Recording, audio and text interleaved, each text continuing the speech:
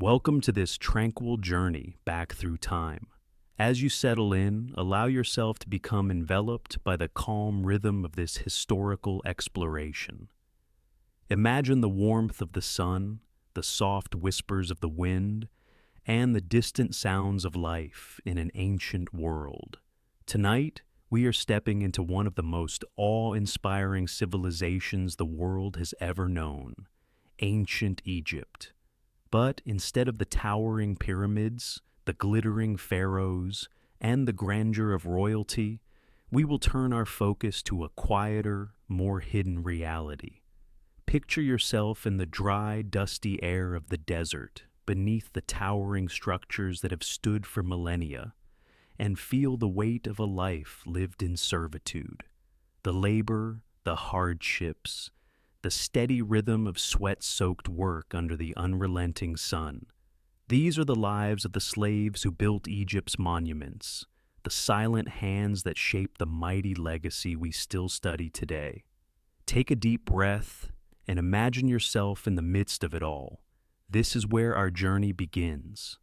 In the land of the pharaohs, life as a slave was far from glamorous. The vast stretches of desert and the sun's unforgiving rays marked the backdrop for a life spent laboring under oppressive conditions. The slaves of ancient Egypt, though often nameless in history's records, were integral to the creation of some of the world's most enduring monuments. With each stone placed, each structure raised, their lives were entwined with Egypt's grandeur. Imagine, then, the rhythm of the day. The air thick with the dust of the desert, the heat pressing down upon you, unrelenting.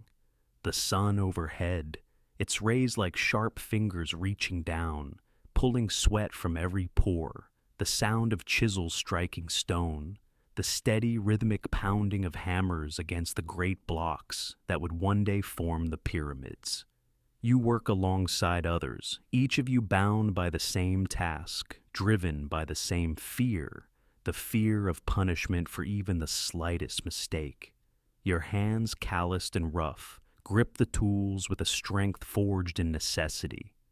Every muscle in your body aches as you lift, move, and position heavy stones. The weight of each one seems impossible, yet you carry them anyway. The hours are long, the work ceaseless. There is no reprieve from the heat, no end to the strain.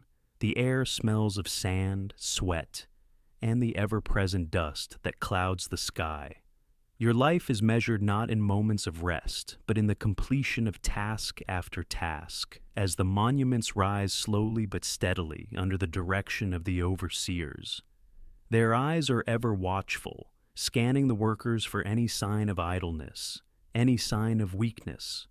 The threat of punishment, be it a lash of the whip or a cruel word, lingers constantly in the background, just as omnipresent as the sun. You know, deep down, that you cannot afford to falter. You are not alone in this work. Around you, there are countless others, each one facing the same grueling reality. The sounds of their labor fill the air, the collective grunts of exertion, the shuffle of tired feet against the earth, the whisper of words exchanged in hushed voices when the overseer's back is turned. Some speak of the distant land they once called home, some of their families, and others speak of the fleeting hope that one day somehow their toil might come to an end.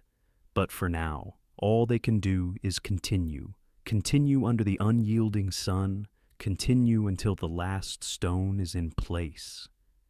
The environment in which you work is vast and unforgiving. The construction site stretches far beyond what the eye can see, dotted with workers like you, laboring on a massive scale. There is little shelter from the sun's harsh rays, and the dust from the worksite clings to your skin, to your clothes, to everything around you. The smell of earth, stone, and sweat becomes familiar, a constant companion. Your body bears the weight of the day's labor. Your hands and feet sore from the strain. But it is not just the physical toll that makes this life unbearable. it is the psychological weight as well. You live in constant fear, not only of the overseers, but of the very real possibility that your labor may never be enough. That, no matter how many stones you move, how many blocks you set into place, the work will never end. You may never see the fruits of your labor, and yet you are bound to it.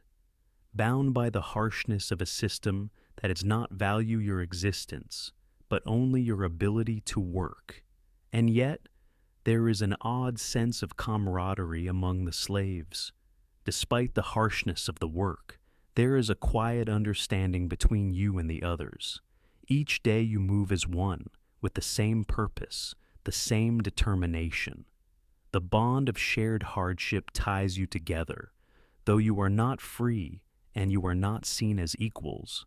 As the day draws to a close, the sun finally dips below the horizon, leaving a cooling air in its wake.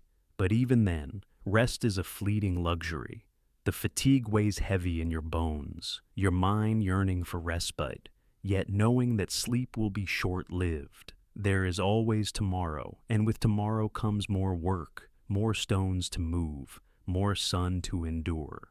But as you close your eyes to sleep, perhaps, just perhaps, you find solace in the thought that the monument you are helping to build will stand for thousands of years. It may not be for you, but for someone, someday, it will be a testament to the labor you have endured. And so, you drift off to sleep, the rhythm of your labor still echoing in your mind. The life of Ramses II, one of Egypt's most celebrated pharaohs, is deeply entwined with the very monuments that define the civilization's legacy. Known as Ramses the Great, his reign spanned an incredible 66 years, from 1279 BCE to 1213 BCE, and his name would come to symbolize the grandeur of ancient Egypt. But in exploring the monumental achievements of this pharaoh, we must also consider the immense human cost behind them. For while Ramses enjoyed the luxury of the throne, the lives of those who built his empire, the slaves, were marked by hardship and suffering. Imagine the grandeur of Ramses' court, nestled along the banks of the Nile, its opulence in sharp contrast to the labor camps. The sound of chariots echoing on the palace grounds, the fluttering of silk banners in the desert breeze, and the glitter of gold that adorned not just the pharaoh himself, but his halls, his statues, and his temples. He was a god-king in the eyes of his people, and his reign was one of ambition and vision.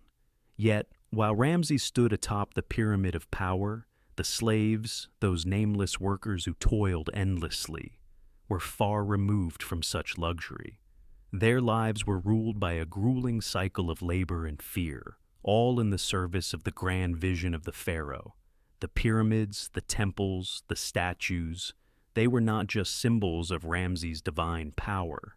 They were the markers of his ability to command, not only men, but the very earth itself. But how did Ramses' greatness impact those who served him? His rule was marked by grandiose building projects, including the construction of the famous temples at Abu Simbel, where colossal statues of the pharaoh guard the entrance, their faces etched with divine authority.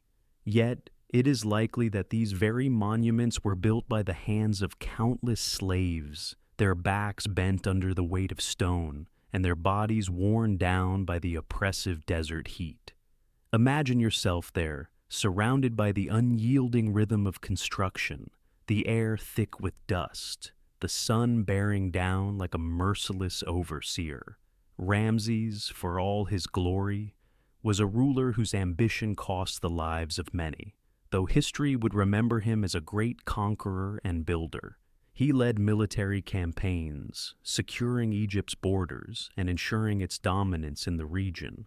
However, it is essential to understand that these conquests were not only the stuff of legend, but were also won through the lives of those who were forced into service, those who never saw the rewards of these victories, who only experienced the toil and the death. As Ramses advanced, so too did the need for ever greater numbers of slaves to maintain his empire. These individuals, captured from foreign lands or born into servitude, were the backbone of the empire. Their names, like those of so many slaves throughout history, have been lost to time. Yet, we can imagine them, hundreds, perhaps thousands of individuals, laboring day after day, shaping the very foundations of Egypt's grandeur. And as Ramses' reign continued, it was not only the monumental architecture that demanded the lives of slaves, but also the work in the quarries, the fields, and the construction sites scattered across the empire. Whether constructing temples in Thebes or carving colossal statues from the living rock of Abu Simbel, the work was unrelenting. Their bodies, once strong and youthful, would wither under the strain, their lives shortened by the crushing weight of labor, all in the name of one man's vision of eternal glory. But amidst this oppression, there were moments that humanized even the most tragic of situations. There were stories passed among the workers, whispered under the shadow of the great stones, tales of family and hope, of dreams for a life beyond the labor. There were small comforts, too, an occasional respite from the relentless toil, perhaps an evening under a starlit sky, where for a brief moment the workers could dream of something more than the next day's labor. Ramses, in his wisdom, knew that these workers were not mere machines. They were men and women, with hearts that beat, with hopes that fluttered, with the same basic desires as those in the luxury of the palace. But his greatness did not come from their freedom, nor their happiness. It came from his ability to harness their labor, to create something monumental from the blood, sweat, and sacrifice of his people. As we reflect on Ramses II, we are reminded of the dual nature of power. On one hand, he stands as a symbol of greatness, an emperor whose name will never be forgotten. On the other hand, his reign is a testament to the hidden cost of empire building, the suffering of those who were forced to serve him, whose lives were reduced to mere footnotes in the grand story of Egypt's glory. As we turn our attention away from the figures of power and onto the monumental structures that have come to define ancient Egypt, we delve into the mystery of how such colossal feats were achieved. The pyramids, those awe-inspiring structures that have stood for thousands of years, remain one of the most remarkable achievements in human history. But how did the ancient Egyptians build such massive stone structures? What role did slaves play in their creation? And how did their labor contribute to the enduring legacy of these monuments? Imagine yourself standing before one of these great pyramids, its sheer size almost too much for the eye to comprehend. The rough texture of the stones is etched into your memory, each block heavy and cold to the touch. The air around you is thick with the scent of stone dust, and the sound of workers' tools ringing against the rock fills the air. You can hear the faint hum of voices as slaves and laborers coordinate their efforts, moving heavy blocks with an intricate rhythm that speaks to the cooperation and skill required to construct such an edifice. Yet, behind the grandeur of these structures lies a mystery that has baffled historians and archaeologists for centuries. How exactly did the Egyptians manage to construct the pyramids without the modern technology we take for granted today? The answer, as it turns out, is not as simple as we might expect. For centuries, theories about the pyramid's construction range from the plausible to the fantastical. The Egyptians themselves left few written records about the specifics of how these massive monuments were built. So much of our understanding comes from the examination of the structures themselves and the surrounding archaeological evidence. What we do know is that the construction of these pyramids required vast human labor, a highly organized workforce, and a combination of innovative engineering techniques. Recent archaeological findings, however, have brought new insights into the methods employed by the ancient Egyptians.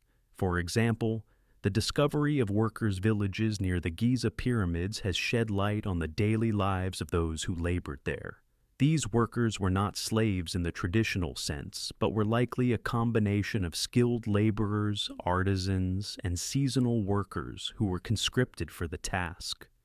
They were housed in temporary camps, their lives marked by the rhythm of labor, but also by a sense of community. Archaeologists have uncovered evidence of well-cooked meals and even medical care, indicating that the workers, though working under the direction of the pharaoh's overseers, were not entirely neglected. As you picture these workers, imagine the laborious process of transporting the stone blocks to the construction site. The stones, each weighing several tons, had to be hauled across vast distances, often from quarries far from the pyramids themselves. The sound of wooden sleds scraping across the earth would echo throughout the surrounding landscape, and the slaves who worked on these tasks would endure the harshest of conditions, exposed to the burning sun, often with little protection from the elements. Some theories suggest that the Egyptians used a series of ramps to move the massive stones up to the pyramid's upper levels. These ramps, which could have been straight, zigzagging, or even spiraling around the pyramid's base, allowed the workers to haul stones up to greater heights. The complexity of the ramp systems, combined with the precision of the stone cutting, hints at an advanced understanding of mathematics and engineering, knowledge that would have been passed down over generations. Yet, despite these impressive techniques, the sheer scale of the project suggests that it was not only human ingenuity at work, but the sweat and blood of countless workers, those slaves whose lives were tied irrevocably to the construction of the pyramid. As we dig deeper into the archaeology of these structures, we discover that the pyramids were not just burial places for the pharaohs, they were also symbolic representations of the divine order. Each pyramid was carefully aligned with the stars, particularly the stars of the constellation Orion, which was associated with Osiris, the god of the afterlife. The precise alignment of the pyramid speaks to the Egyptians' deep understanding of astronomy and their belief in the cyclical nature of life, death, and rebirth.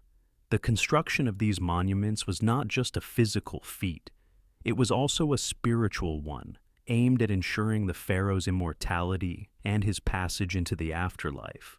But what of the slaves? Their role, although essential, remains shrouded in mystery. While some were likely forced into labor due to war, others may have been captured in raids or enslaved by debt. Their contributions to the construction of the pyramids, though vital, were likely performed under harsh conditions, with little reward or recognition. The evidence suggests that their lives were grueling, their work unceasing, and their existence nearly invisible in the grand story of Egypt's monumental legacy. Yet it is their efforts, each stone, each block, each grain of sand, that helped bring these eternal structures into being.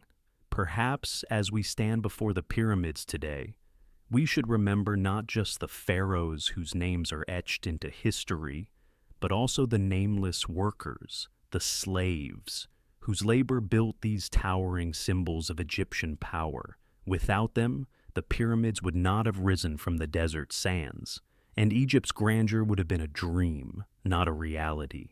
As the workers toiled in the relentless heat, constructing the monuments that would define Egypt's legacy, life for the elite members of society was dramatically different. The contrast between the laborers, who suffered under the sun's unforgiving rays, and the aristocracy, who lived in comfort and luxury, underscores the deep social divide that characterized ancient Egyptian society.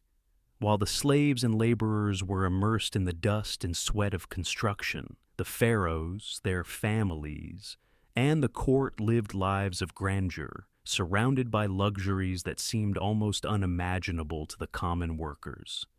Imagine, for a moment, the bustling life inside the royal palace, the cool marble floors underfoot, the scents of incense wafting through the air, and the soft rustle of fine linens that adorn the thrones and seats of power. The pharaoh, dressed in the finest linens, adorned with gold and precious stones, sits at the center of this world. His every need is attended to by servants, his every word treated as law. It is a life of unimaginable luxury, a stark contrast to the toil and hardship endured by those who built his empire. The wealth and power of the elite in Egypt were not merely a matter of material goods, but of influence and divine right. The pharaoh was seen as a living god, and his court was a reflection of this divine status. The noblemen and women who surrounded him enjoyed privileges that were far removed from the struggles of the workers. They wore fine jewelry, feasted on abundant food, and resided in grand homes decorated with intricate murals and carvings that depicted their wealth and their connection to the gods. The lives of the common people, on the other hand, were governed by the daily struggle to survive. The workers who built the monuments lived in simple, often overcrowded housing, their lives defined by long hours of labor and little respite. Their meals were basic, consisting mostly of bread, beer, and occasionally fish or vegetables, depending on what could be found or grown. For many, the idea of luxury, of fine silks, rare spices, and elaborate feasts was a distant dream, a life that was not for them, but for those who ruled from the palaces. Despite this stark contrast, there were moments when the lives of the elite and the workers intersected, if only briefly. During festivals and public events, for example, the workers could briefly catch glimpses of the royal family, perhaps even receive a rare moment of acknowledgement. But these moments were fleeting. The workers were always reminded of their place in the social hierarchy. They lived to serve, to build, to support the pharaoh's vision, but their lives were their own only in the most limited sense.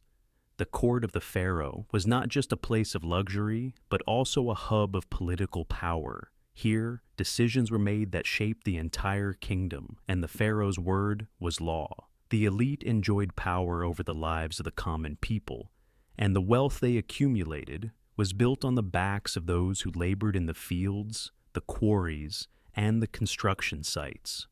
While the pharaohs and their courtiers had access to the best food, the finest clothing, and the most beautiful possessions, the workers had none of these luxuries. They had only the hope that their work might one day bring them some form of reward, though that was far from guaranteed. The contrast between the daily life of the slaves and the elite was more than just economic. It was deeply social. The pharaoh and his court viewed themselves as divine beings, worthy of adoration and reverence, while the laborers were often seen as little more than tools for the construction of the empire's grandeur. Even within the social class of the workers, there was a hierarchy. Skilled laborers, artisans, and supervisors may have been afforded more respect, but they were still far below the elite in status and wealth. And for the slaves, those who were forced into servitude by birth, by war, or by debt, there was little hope of upward mobility. Their lives were spent in the services of others, with no promise of change, no possibility of advancement. Yet, even in the face of this stark inequality, the workers found ways to maintain their dignity. The very act of labor, of moving each stone, of building each monument, was, in a way, an act of resistance. Their hands, calloused from the work, were also the hands that shaped Egypt's future.